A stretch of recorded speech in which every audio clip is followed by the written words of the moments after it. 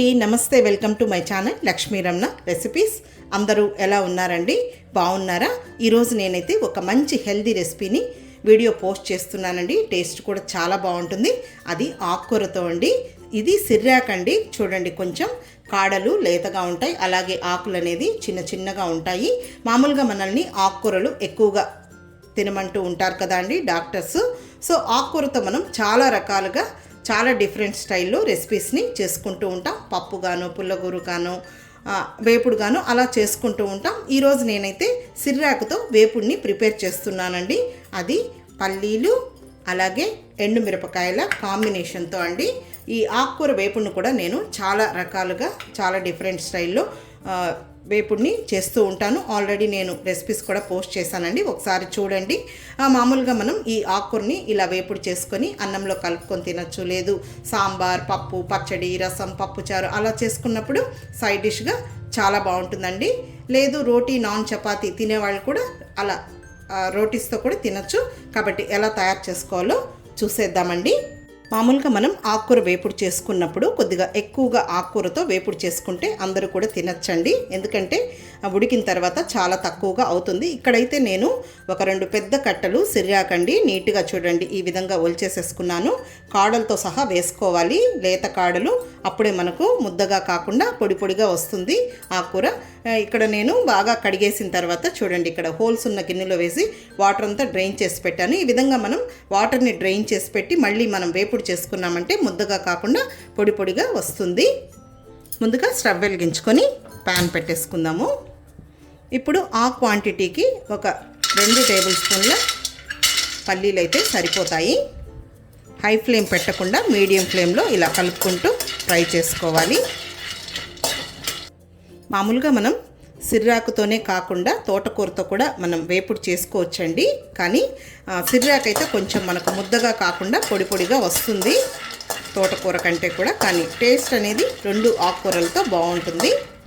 చూడండి, పల్లీలు ఒక 1/2 వంతు వేగిన తర్వాత ఒక 6 ఎండుమిరపకాయలండి. ఆ క్వాంటిటీకి ఎండుమిరపకాయలు ఇన్ని వేసుకోవాలి, తుంచి వేసుకోవాలి. విత్తనాలు కూడా వేగితే బాగుంటుంది. ఇంకా కారం పొడి వేయను.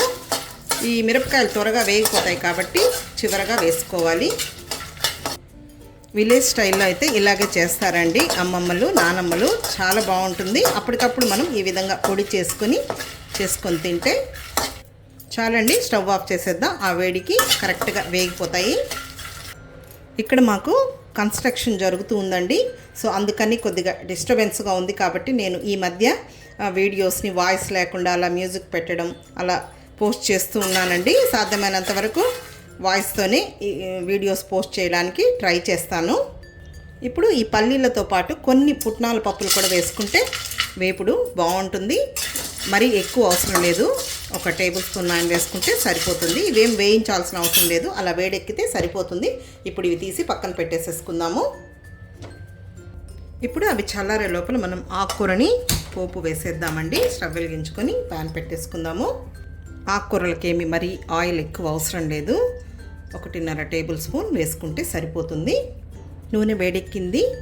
1/2 టీ స్పూన్ ఆవాలు, 1 టీ స్పూన్ మినప్పప్పు. కొద్దిగా పోపు దినుసులు ఎక్కువగా వేసుకుంటే బాగుంటుంది తినేటప్పుడు. 1 టీ స్పూన్ పచ్చిశనగపప్పు.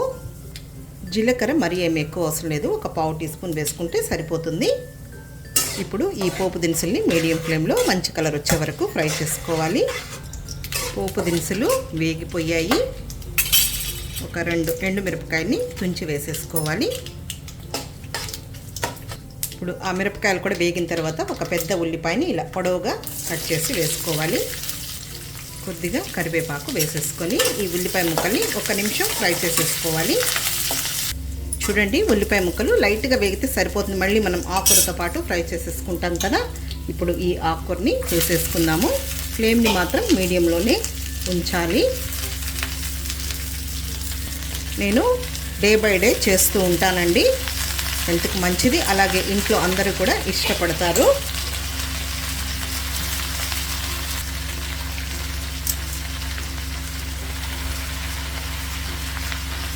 ఇంకా ఇందులో మనం నీళ్ళేం వేయాల్సిన అవసరం లేదు. మనం ఆకుకూర కడిగి డ్రైన్ చేసినా కూడా ఇందులో వాటర్ అనేది వస్తుంది. పిల్లలకి కూడా మనం ఇప్పటి నుంచే అలవాటు చేస్తే చాలా హెల్త్కి మంచిదండి. అలాగే ఇష్టంగా కూడా తింటారు. వాళ్ళకి లంచ్ బాక్స్లో ఈ విధంగా చేసి మనం అన్నం కలిపిచ్చేసామంటే హ్యాపీగా తినేస్తారు. ఇంకా ఇలా మనం ప్రెస్ చేసామంటే అందులో వాటర్ వచ్చి అడుగంటకుండా వేగిపోతుంది, అలాగే ఉడికిపోతుంది.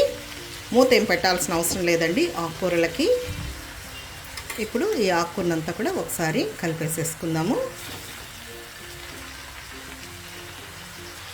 ఇది మనకు ఇలా ఎక్కువగా ఉంటుంది కానీ ఉడికితే చాలా తక్కువ అవుతుందండి ఆకుకూర. అలాగే ప్రెగ్నెంట్ లేడీస్ కానీ, షుగర్ ఉన్నవాళ్ళు కానీ, బీపీ ఉన్నవాళ్ళు కానీ ఈ విధంగా ఆకుకూరతో ఏదో ఒక రకంగా చేసుకొని తింటే ఆరోగ్యానికి చాలా మంచిది.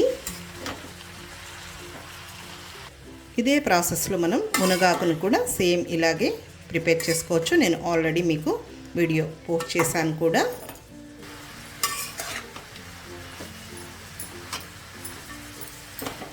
ఇప్పుడు కొద్దిగా మనకు కొంచెం క్వాంటిటీ తగ్గిన తర్వాత మనం ఉప్పు వేసుకోవాలి.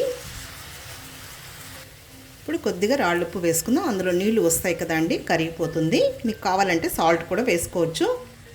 అలాగే ఒక పావు టీ స్పూన్ పసుపు పొడి వేసుకుందాం. ఆల్రెడీ మనకు ఆకుకూరలో సాల్ట్ అనేది ఉంటుంది కాబట్టి చూసి వేసుకోవాలి. మళ్ళీ కొద్దిగా మనం పల్లీలు అవి పొడి చేసుకుంటాం కదా, అందులో కొద్దిగా వేస్తాను.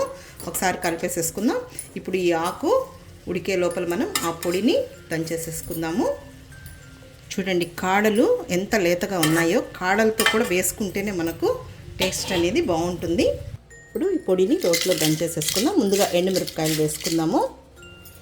ఇప్పుడు ముందుగా ఎండుమిరపకాయని దంచుకుందాము.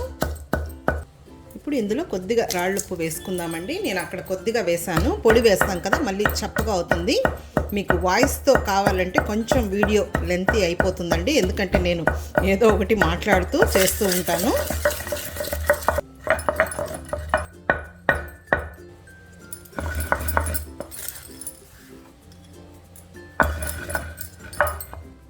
ఓకే అండి, ఈ విధంగా మనకు అయిన తర్వాత ఇవి వేసేసుకుందాము.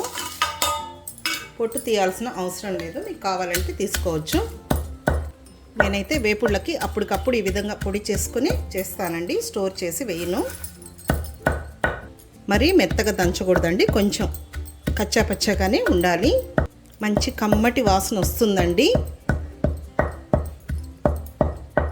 ఈ పొడి వల్లే మనకు ఆ వేపుడు అనేది అంత టేస్టీగా ఉంటుంది.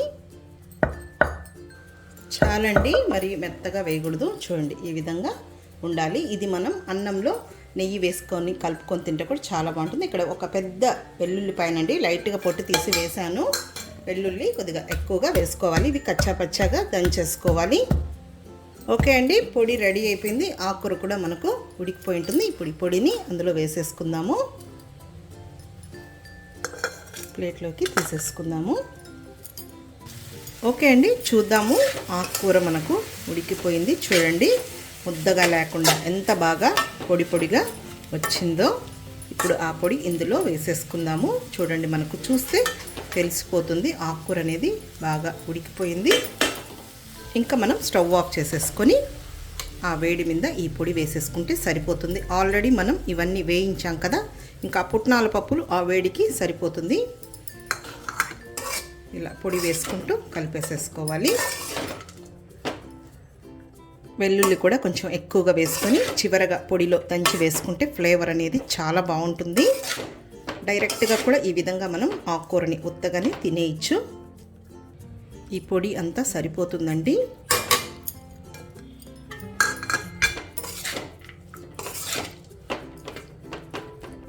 ఇది మనం అప్పుడే డిష్ అవుట్ చేసుకోకుండా కొద్దిగా చల్లారిన తర్వాత వేసుకోవాలండి. చూడండి మనకు ఎంత పర్ఫెక్ట్గా హెల్తీగా ఆకుకూర వేపుని ఎలా ప్రిపేర్ చేసుకున్నామో. కాబట్టి మీరు కూడా ఒకసారి తప్పకుండా ట్రై చేయండి. Healthy recipe, traditional recipe. అమ్మమ్మలు నానమ్మలు ఎక్కువగా ఈ విధంగా చేసేవాళ్ళండి. టేస్ట్ కూడా చాలా బాగుంటుంది. కాబట్టి ఈ వీడియో మీకు నచ్చితే లైక్ చేయండి, షేర్ చేయండి. కొత్తగా చూస్తున్న వారైతే నా ఛానల్ని తప్పకుండా సబ్స్క్రైబ్ చేసుకోండి. చాలా మంచి మంచి రెసిపీస్ బోల్డ్ అన్నీ ఉన్నాయండి, చూసి ట్రై చేయండి. ఇంకొక మంచి వీడియోతో మళ్ళీ కలుద్దాం. నమస్తే అండి.